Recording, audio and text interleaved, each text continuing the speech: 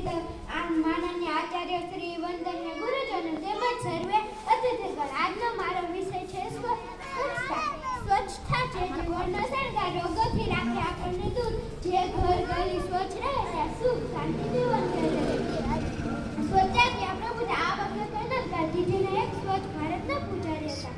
કહેવાય છે કે સરી જતા સમય પર કોણે નજર કરી છે, ભૂલો કરી જતા કોણે કદર કરી છે. પર્યાવરણને આપણે ઘણી બધી ટેવ લીધી છે, એને બચાવો, એને સ્વચ્છ રાખો કોણે ખબર કશી છે.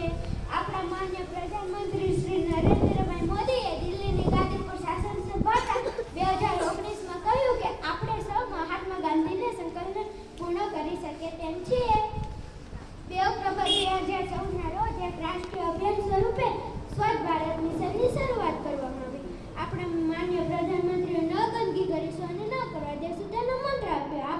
આ મંત્રનો આપણે ગામ, શહેર અને રાજ્ય સુધી પહોંચાડી સ્વચ્છતા અંગે વિચાર કરવો પડશે. આ નીલ ગગન, ખડખડ વહેતા ઝરણો, ગુંગવાટ મારતા સાગરો, મનમન વાતો વાયરો, મહેનતી માટીને જો વધારે નુકસાન પહોંચે